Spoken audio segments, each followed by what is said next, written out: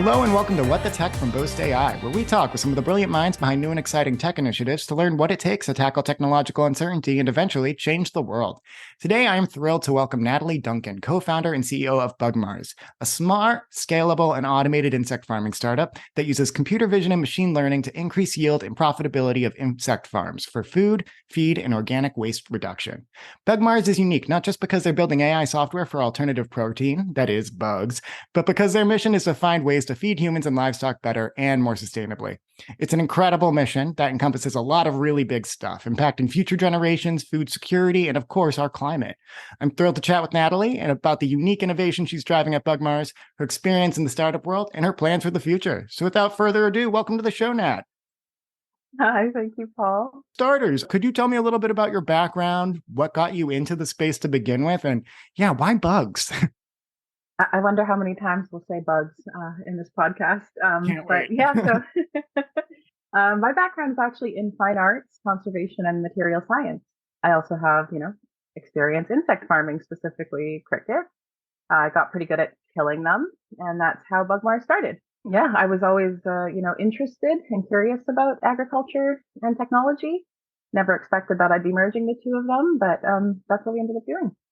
That is so interesting. So I'd love to know if you could tell me, how did you get from fine arts into the agriculture space? Was there an opportunity that you latched onto? Was there somebody in your network who was like, hey, Nat, I know you're interested here.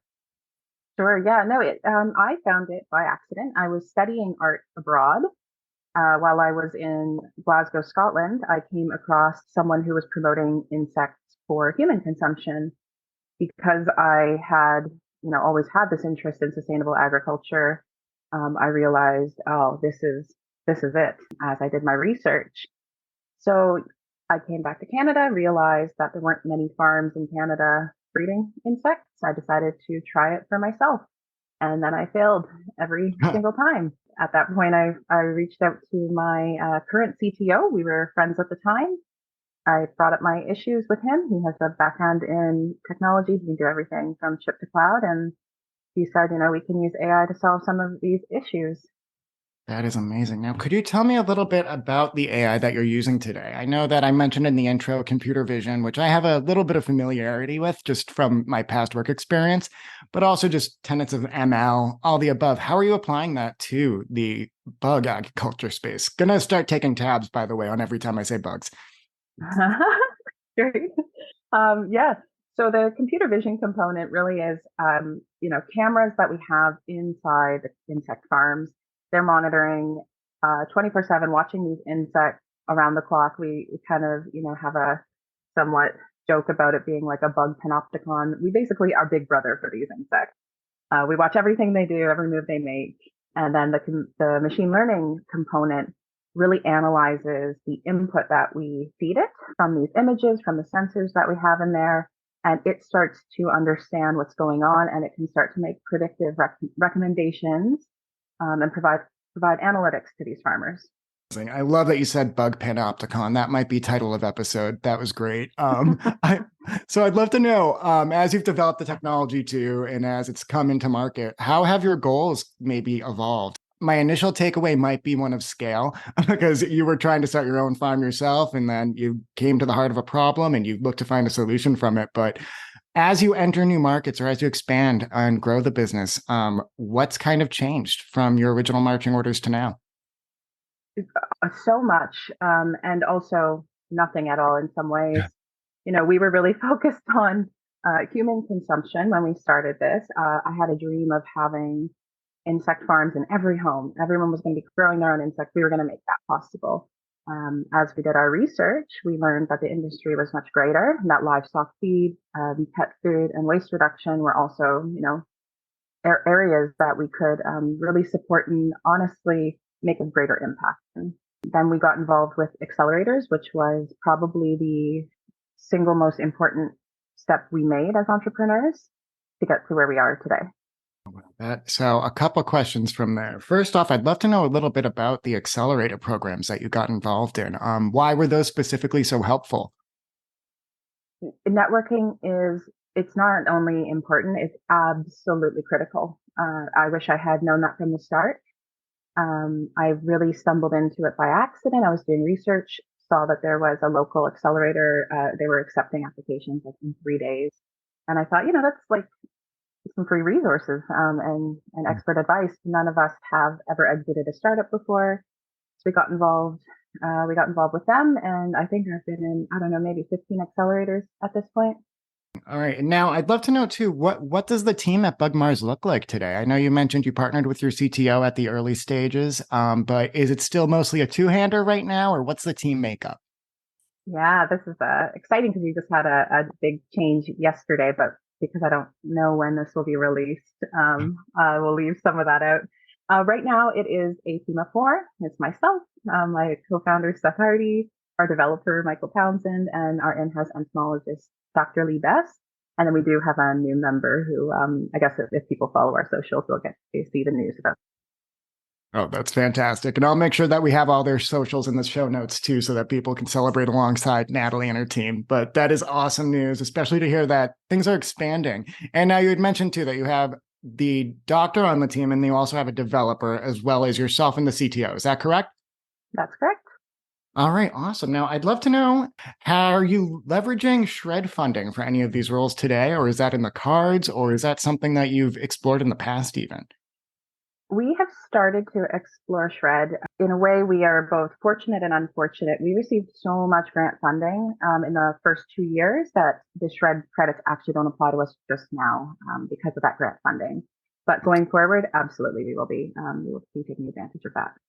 Yeah, that is good to hear, because I immediately thought when you were talking about how you've had this good news about expansion too. A lot of companies at the phase exactly where Bugmars is, this is when Shred starts becoming valuable, because you use those grants to get the product off the ground. They help actual fuel the ideas and the innovation that you have in your mind. And then it's when you're starting to actually make those expenditures, start bringing on people to develop and actually work on the scientific research and experimental development, that Shred can start kind of covering the costs of even having entire employees on the payroll at some point. So I'm glad to hear that that's on your roadmap. But I'd love to know in general too, we talked about working with accelerators, but are there any other kind of partnerships in the ecosystem that you want to talk about or that you've cemented since building Bugmars? Oh, yeah, I'd love to. I'd love to take an opportunity to talk about them. We've partnered with Carleton University and, Macmillan and Bertram Labs there. They have been some of the most impactful relationships we've made to date. They research this full time with their students. They're experts in the area and they believe and understand the potential of Bugmars technology. So you really can't get more validation than what they've given us. And we've also got a pilot partner, Infinite Harvest Technologies, and they're just extremely sincere people. And their commitment to sustainability and their innovative approach for decentralizing insect farms is it's just incredible. Now, going back to, I think, calling back the bug panopticon of it all, I know that your original goals were taught thinking about there being an insect farm in every home. Do you still see something akin to that being on the roadmap in the future? I know it's a bit of an abstract question, and I think the realities of what goes into actually cultivating these kinds of environments will get in the way of it maybe happening on the short term. But do you think that's still a reasonable goal, or is it more of a moonshot these days? Yeah, I mean, I do, but I'm also, I'm someone who suffers from the belief that, the only barriers really are systemic. And if you can work within those systems, really anything's possible. My team, we get so excited. To be honest, I don't even share some of my ideas with my team because once I get them going, they'll find a way to make it happen. And we kind of have to stay focused with it. Yeah. And I think that, there are ideas that every home will have a bioreactor in it for cultivated or cellular meat in the future. So I don't think that having an insect farm in your home is that far off either. Like you said, it's kind of the systems in place that are your only inhibitors to success in that realm, especially when you kind of have been raised to really think creatively and outside the box in that way. Of course, innovation doesn't live inside a vacuum. You really do. It's like machine learning. It needs new input, right, in order to get somewhere with innovation there. And insects are the largest terrestrial biomass. Let's use them. Such a good point, too. Now, I'd love to know, thinking maybe over the next year, what's on the roadmap for Bugmars? What can we look forward to? It sounds like you're hiring some more folks. Is it going to be a little bit more of that? Yeah, we're going to be hiring some more folks. We're going to be expanding, certainly. We're going to be bringing on, quite a few farms. We've got our pipeline set there. We have a few different models that we're hoping to launch. Right now, we currently have our working cricket model, and in January, we're expecting to launch our black soldier fly model. Awesome. So lots of good stuff to look forward to. Happy to hear it. Now, thinking broader too about the current startup ecosystem, I'd love to know, just as a founder, what is some advice you might give anyone looking to come up with a new idea and bring it to market in today's current climate? I know we did talk at length a little bit about accelerators and about finding the right partners in the ecosystem, but are there any specific tips or strategies or just takeaways about starting a business that you think founders should bear top of mind today? Yes, absolutely. And I guess in order to get into that, I'll have to speak about the current state of things. So I believe that startups really do have an immense responsibility. There are some extreme global challenges on the rise, and innovation really is key. Large corporations can't pivot and innovate the way startups can. They rely on us. They have too much bureaucracy to actually innovate. So I think that startups have the potential to really take the lead. I hope it continues that way. I also think capitalism and consumerism of the past just isn't sustainable, strategic, or even interesting anymore. Mm-hmm. So my advice then would be really stay true to your vision. Know that you will have to, continuously adapt and pivot, but really know your vision. You're going to get so much input from so many people, and too many opinions are not, good. Collaborate, network, and the less interesting part or it's really have more capital than you expect you'll need if you're going to bootstrap, especially if you're an underrepresented person. I think, the bootstrapping is long and hard, but hopefully it won't be that. I think that's fantastic. I love too that you emphasize know your vision and stick to it. Too many influences can really kind of chip away at what might have been a great idea that could really move the needle. But when you have so many voices coming in the echo room, it's one thing to collaborate with those voices. It's another thing to have them kind of drown out your original idea. So I want to draw a fine line under that. Know your vision and stay true to it.